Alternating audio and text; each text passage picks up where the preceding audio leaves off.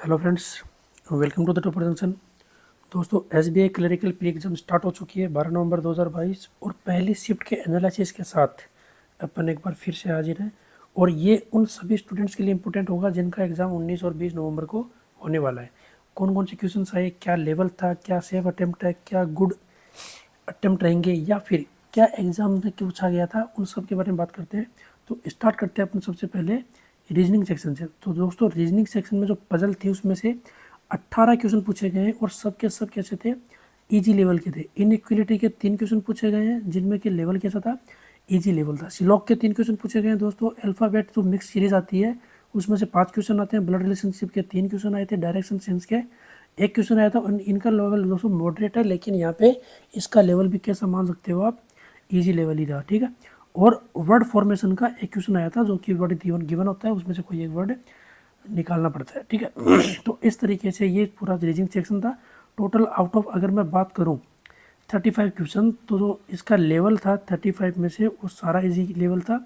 और अगर किसी स्टूडेंट ने अच्छे से तैयारी करी है तो वो आउट ऑफ 35 ही अटैम्प्ट करेगा। कोई उसमें रिलैक्सेशन नहीं है कि आप 30 अटैम्प्ट कर रहे हो, 31 अटैम्प्ट कर रहे हो या फिर 29 अटैम्प्ट करके आ रहे हो, ठीक है। क्योंकि दोस्तों ये लेवल ऐसा है जहाँ पे आपको 35 में से एटलीस्ट 34 33 तो अटैम्प्ट करने पड़ेंगे अगर आपको कट ऑफ निकालनी है तो, ठीक है। नेक्स्ट बात करते हैं अपन इंग्लिश सेक्शन की। तो इंग्लिश सेक्शन में देखो दोस्तों, यहाँ पे रीडिंग कम्प्रीहेंशन है और वो किससे रिलेटेड था, रेस्टोरेंट से रिलेटेड था। और वहाँ से कितने क्वेश्चन पूछे गए थे, 10 क्वेश्चन पूछे गए थे। एरर डिटेक्शन के 5 क्वेश्चन आए हैं। वर्ड रीअरेंजमेंट के 5 क्वेश्चन आए। फिलर्स के दोस्तों 4 से 5 क्वेश्चन आए। ये मैं हमेशा बोलता हूँ हर एग्जाम में, फिलर्स के जो क्वेश्चन होते हैं वो सबसे क्या रहते हैं, ईजी रहते हैं। और इनका भी लेवल कैसा था दोस्तों, इजी लेवल था, ठीक है। पैरा जंबल के भी दोस्तों 5 क्वेश्चन आए। इस प्रकार से टोटल 30 आउट ऑफ 30 क्वेश्चन अगर एक एवरेज स्टूडेंट है जिसने थोड़ी बहुत तैयारी करी है, एसटी लगाए या फिर जो डेली के क्या पढ़ता है, न्यूज़पेपर पढ़ता है, वो स्टूडेंट कम से कम 15 से ऊपर ये क्वेश्चन अटेम्प्ट करके आएगा।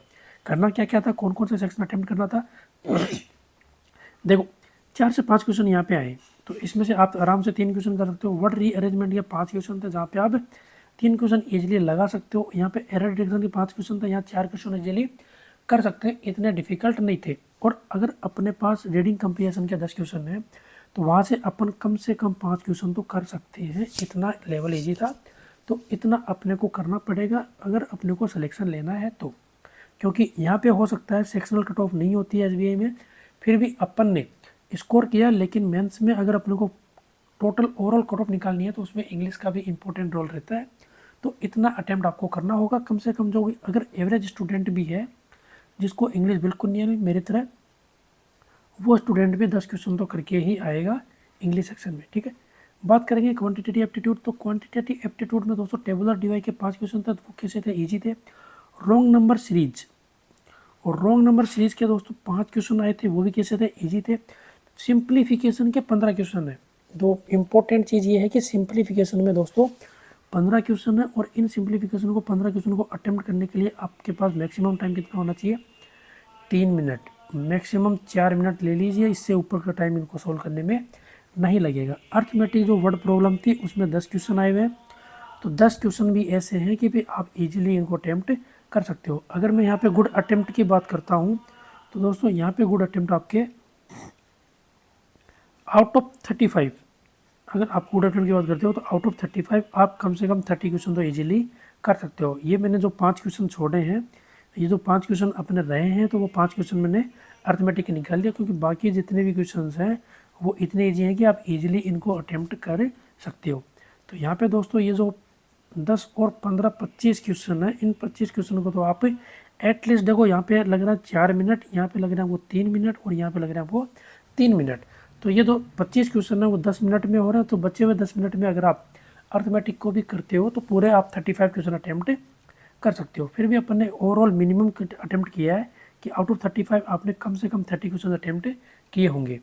बात करते हैं ओवरऑल गुड अटैम्प्ट की, तो 74, 76 से 84। और ये देखो, ये यहाँ पे गुड अटेम्प्ट दिए इंग्लिश के, क्वांटिटेटिव एप्टीट्यूड के और रीजनिंग के। तो ये अपन इनको नहीं मान के यहाँ पे अपन ने ओवरऑल जो अपना गुड अटेम्प्ट है वो 85 प्लस अपन ने लिख दिया। ऐसा क्यों लिखा है, क्योंकि अगर मैं 30 क्वेश्चन रीजनिंग में लेता हूँ, 30 क्वेश्चन में रीजनिंग में तो 35 ही है दोस्तों, 30 नहीं होने चाहिए, 35 ही होने चाहिए आपके कम से कम। और मैथ्स में 30 क्वेश्चन है, तो ये टोटल कितने हो गए 65। और यहाँ पे अगर 20 क्वेश्चन आप इंग्लिश में कर रहे हो, 20 भी नहीं कर रहे हो, तो आप 15 भी अगर क्वेश्चन आप इंग्लिश में कर रहे हो, तो आपका एटलीस्ट जो ओवरऑल अटेम्प्ट है वो कितना रहेगा दोस्तों, 80 से 85 रहेगा, ठीक है। और अपन यहाँ से एक्सपेक्टेड कट ऑफ की बात करेंगे, तो एक्सपेक्टेड कट ऑफ दोस्तों जनरल कैटेगरी की मैं बताऊँ तो जनरल कैटेगरी दोस्तों 78 से 82 ये कट ऑफ रहने वाली है, और ये मैं बता रहा हूँ राजस्थान स्टेट की, ठीक है। इसी के अकॉर्डिंग 2-4 नंबर कम हो जाएंगे। ओबीसी, ईडब्ल्यूएस, SC ST जो भी कैटेगरी है उनकी कट ऑफ उनमें आप अपने आप डिसाइड कर लीजिएगा, देख लीजिएगा। तो ये था एनालिसिस। अगर मैं बात करूँ 19 और 20 तारीख के एग्ज़ाम को लेकर, तो सभी स्टूडेंट ध्यान रखिएगा कि इसी हिसाब से एक पेपर आ रहा है। अगर ज़्यादा एनालिसिस देखना हो तो सेकंड शिफ्ट में बात करेंगे अपन। सेकंड शिफ्ट के एनालिसिस में अपने को और थोड़ा सा आइडिया लग जाएगा। थैंक यू दोस्तों, थैंक यू वेरी